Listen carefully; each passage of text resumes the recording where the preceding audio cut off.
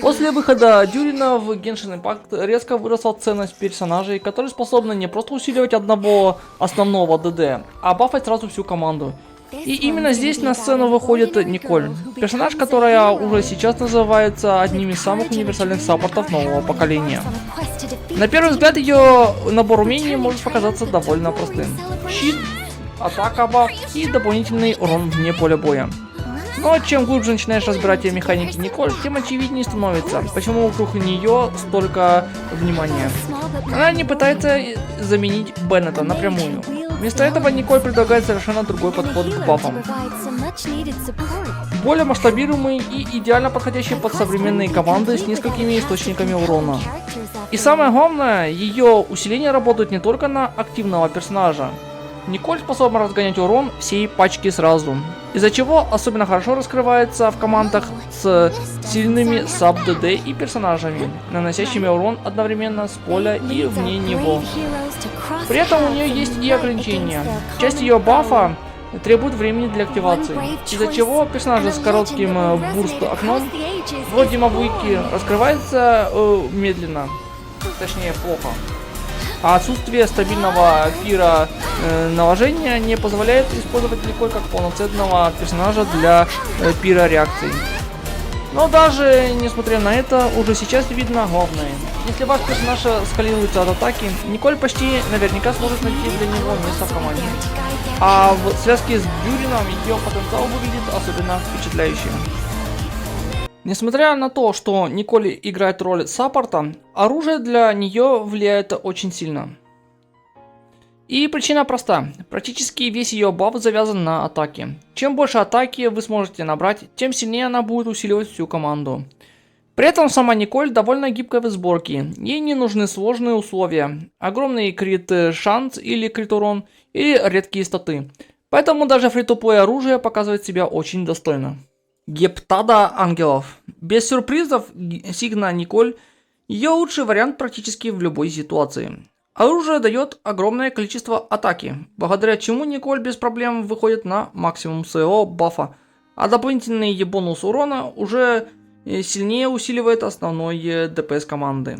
И что особенно важно, Сигна одновременно усиливает и саму Николь, и персонажа на поле, из-за чего общая ценность оружия получается заметно выше, чем у обычных стат-палок. Если вы планируете играть Николь долгое время или используете ее как универсального саппорта для нескольких команд, это очень сильная инвестиция. Бдение взывающего к звездам. По эффективности это практически вторая сигнатурка Николь. Главное преимущество оружия – стабильный бонус урона. Баф для активного персонажа и комфортная длительность эффекта. Во многих ротациях она ощущается даже удобнее, чем эпос о драконоборцах, потому что не требует нескольких жестких таймингов при смене персонажа. Если сигнатурки у вас нет, это один из лучших вариантов в общем. Небесный Атлас. Очень сильная опция среди стандартных 5-звездочных катализаторов. Небесный Атлас дает огромное количество атаки, а именно этого Николь и хочет больше всего. Благодаря этому оружию она легко разгоняет силу своего бафа даже без идеальных артефактов. Да, прямой поддержки команды тут меньше, чем у специализированных саппорт-катализаторов, но высокая базовая атака компенсирует это очень хорошо. Особенно полезно оружие будет на аккаунтах, где уже не хватает ресурсов под отдельную сигнатурку. Эпос о драконоборцах. И вот здесь начинается самое интересное. Несмотря на то, что это обычная трехзвездочная книжка, эпос остается одним из лучших вариантов фри-то-плей для Николь. Огромный баф на атаку для активного персонажа все еще невероятно силен, особенно в командах с одним ярко выраженным основным ДД. Да, из-за низкой базовой атаки сама Николь будет бафать команду чуть слабее, но в большинстве ситуаций бонус от эпоса все равно перекрывает эту потерю. Главный минус оружия требует аккуратную ротацию и правильного свапа на нужного персонажа. Если ошибиться в последний момент, можно легко потерять значительную часть бафа. Око клятвы. Отличный баланс между восстановлением энергии и атакой. Оружие очень комфортно в игре и помогает Николь стабильно прожимать ульту каждую ротацию, не жертвуя слишком большим количеством атаки. Проблема только одна, что старое ивентовое оружие, которое сейчас уже невозможно получить. Но если оно лежит у вас на аккаунте без дела, Николь становится одним из лучших его владельцев. Кодекс Фавония. Самый утилитарный вариант в списке. Кодекс полезен в командах с высокими требованиями по энергии, где Николь может дополнительно выступать батарейкой для всей пачки. Но здесь есть важный нюанс. Чтобы оружие работало стабильно, Николь потребуется высокие шансы крита. А значит, часть статов уйдет не в атаку, из-за чего сила ее бафа станет ниже. Поэтому Фавониус это скорее комфортная опция для проблемных ротаций, а не оружие с максимальным потоком силы. С артефактами у Николь ситуация довольно интересная. С одной стороны, ее очень легко собрать. Персонажу не нужны сложные крит-балансы или дорогие статы. Но с другой стороны, именно правильный сет определяет, станет ли она просто хорошим саппортом или одной из лучших баферов для всей команды. И здесь важно понимать главное, Николь почти полностью скалируется от атаки. Чем больше атаки вы наберете, тем сильнее становится ее усиление для команды. Дар Небес. На данный момент это безоговорочно лучший сет для Николь. Причина проста. Он дает огромный командный баф на урон с очень высокой длительностью. И по эффективности этот бонус часто оказывается сильнее, чем классический саппорт сет вроде Знати. Особенно сильно Дар Небес раскрывается в командах, где Николь единственный представитель ведьминского шабаша. В такой ситуации сет буквально превращается в полноценный универсальный баф-центр для всей пачки. И самое главное, сет идеально синергирует с тем, что Николь и так будет делать. Быстро выходить на поле боя, обновлять бафы, уходить обратно в оффилд. Поэтому в большинстве случаев именно этот сет и нужен Николь. Церемония древней знати. Классический альтернативный вариант. Если сигнатурный сет ее занят кем-то другим, то договор древней знати все еще остается хорошим вариантом. Дополнительный баф атаки, отлично сочетающийся с набором умений Николь. И делать ее еще сильнее в гиперкэри командах. И стандартный 2+2 набор на атаку. Если у вас нет хорошего полного сета, можно спокойно использовать комбинации из двух сетов разных на баф атаки. Это максимально простой и рабочий вариант. Дополнительная атака напрямую усиливает главный баф Николь. Поэтому даже без идеального сета она уже будет приносить огромную пользу команде. Основные статы. Часы. Атака или энергия. В большинстве случаев процент атаки лучший выбор, потому что Николь хочет максимально разогнать силу своего бафа. Но если ульта не успевает восстановиться в каждую ротацию, можно перейти на часы на восстановление энергии без огромной потери эффективности. Корона. Процент атаки или крит шанс. Если вы играете через кодекс Фавония, потребуется много крит шанса для стабильной генерации частиц. Во всех остальных случаях Николь больше ценит чистую атаку. Приоритет сабстатов.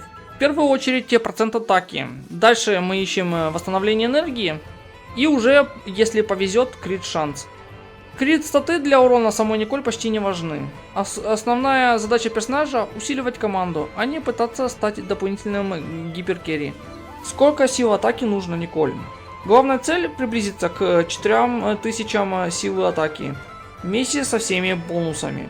Именно около этой отметки ее командный баф начинает выходить на максимум эффективности. Восстановление энергии. В среднем комфортное значение будет 175% и выше, если получится.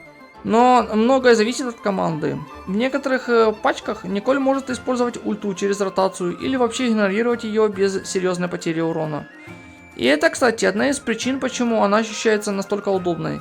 Персонаж не становится заложником ульты, как многие другие саппорты. Крит шанс и крит урон почти не приоритетен. Небольшое количество крит шанса имеет смысл только при использовании кодекса Фавония. Во всех остальных ситуациях лучше просто продолжать вкладываться в атаку и восстановление энергии. Команды и синергии. Главная сила Николь – ее универсальность. Она не привязана к одному конкретному архетипу и не требует сложных условий для работы. Все, что ей нужно, персонажи, которые скалируются от атаки и умеют наносить хороший урон как и на поле боя, так и вне него. Именно поэтому список команд Николь получается настолько огромным. Она одинаково хорошо чувствует себя в команде с одним ДД основным, с двумя ДД в команде, в командах через реакцию, И даже в более хаотичных составах с несколькими источниками урона одновременно. Но есть один персонаж, с которым Николь буквально создавалась друг для друга. Николь плюс Дюрин. Если коротко, это ядро практически всех лучших команд Николь. Вместе они создают невероятно сильный дабл пира ядро. Дюрин наносит стабильный оффилд урон. Николь разгоняет атаку всей команды. Ее сет сигнатурных артефактов усиливает общий урон. А координированные атаки Николь получают дополнительную ценность благодаря второму члену команды из ведьминского шабаша. И самое главное, оба персонажа усиливают не только основного ДД, но и друг друга. Из-за этого общая эффективность команды растет намного сильнее, чем кажется на бумаге. Если у вас есть Дюрин, ценность Николь возрастает буквально в разы. Лучшие синергии Николь. Сначала с персонажами из ведьминского шабаша. Это самые комфортные союзники для Николь.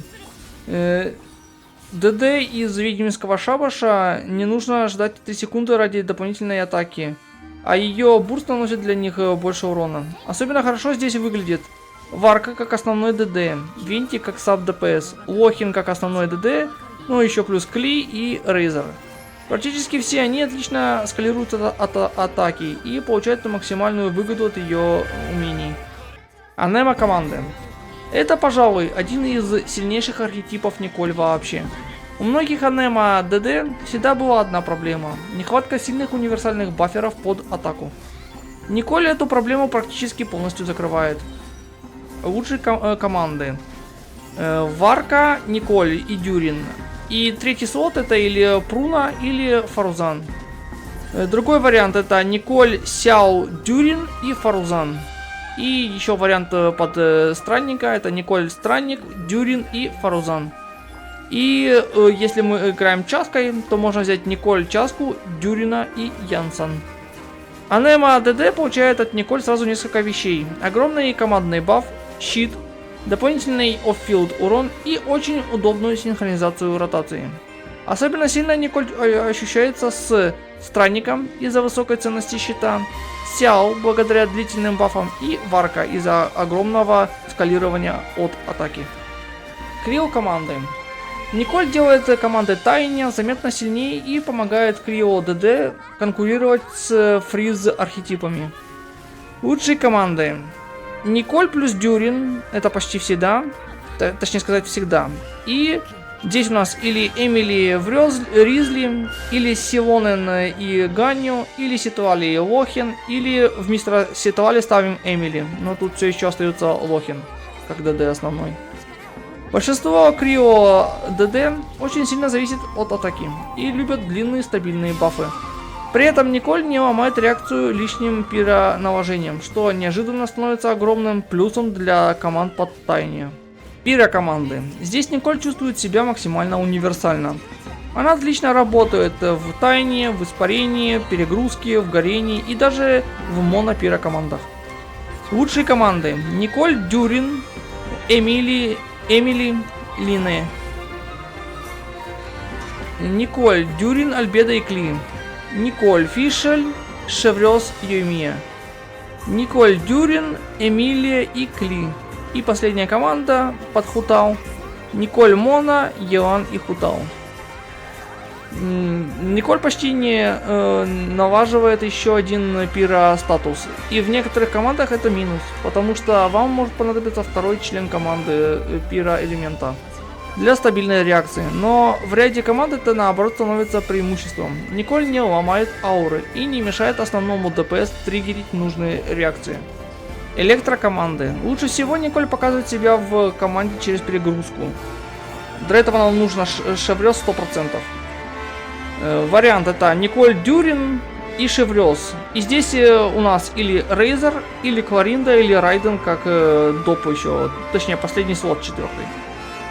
Дальше у нас Николь, Фишель, Шеврёс и Вареса. Под Сайна у нас Николь, Дюрин, Шеврёс и Сайна. И даже Кицин тут перепадет. Это Николь, Шеврёс, Фишель и Кицин. Во многих электрокомандах Николь конкурирует с Шеврёс за слот. Из-за этого она не всегда становится абсолютным вариантом. Но есть команды, где она нужна. А именно там, где нужен щит, универсальный баф и дополнительный off-field урон.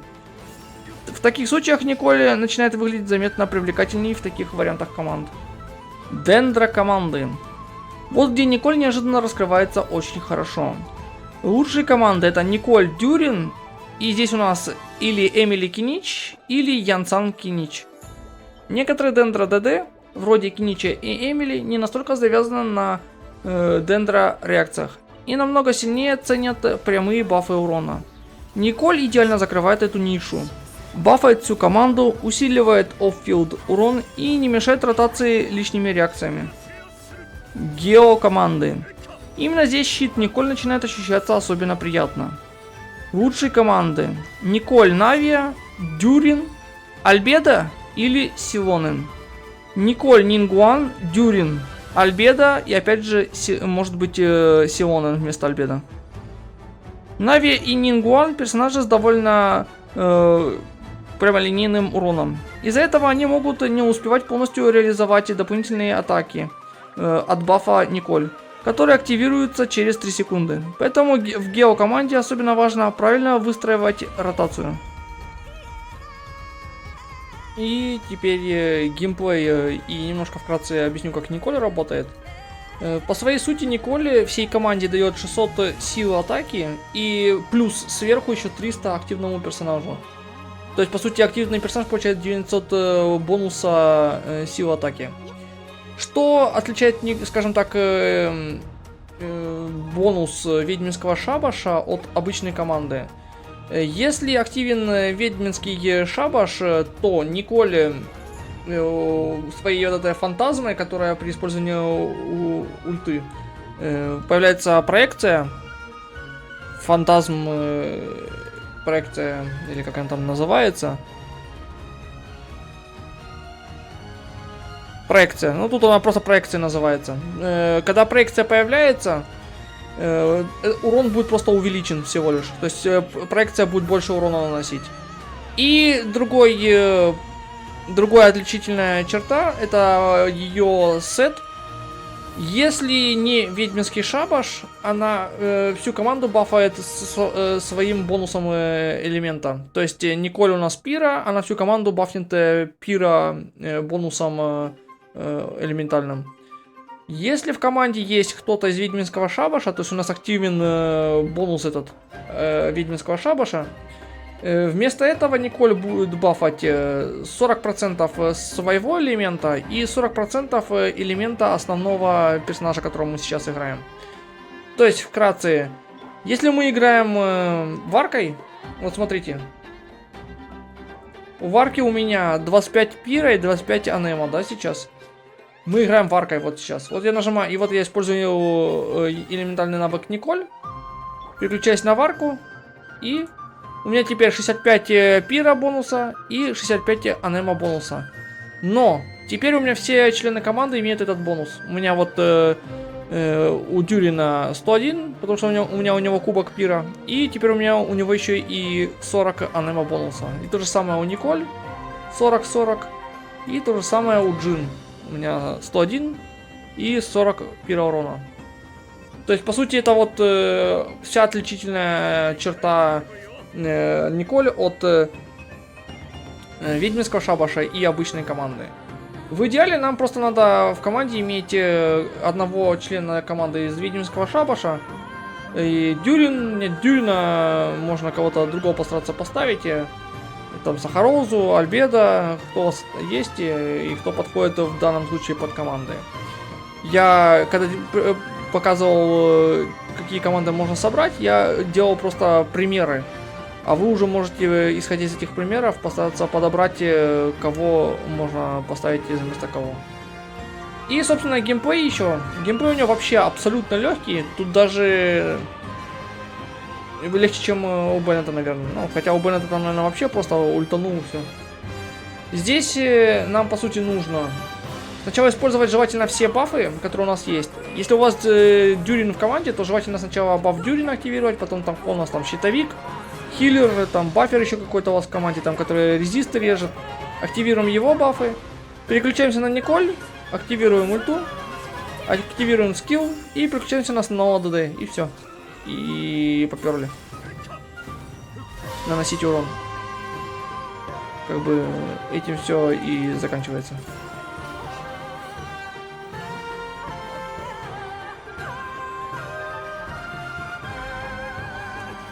Как видите, у меня вот, ну, сейчас у меня уже баф пропадает, вот 3330, было 3500 до этого. И вот вообще баф исчез у меня 2640, то есть она мне 900 сил атаки бафнула. И на этом, собственно, все. Я вроде бы все показал, что я хотел. Всем большое спасибо за просмотр. Ставьте лайк, если видео понравилось. Подписывайтесь и посмотрите другие видео на канале.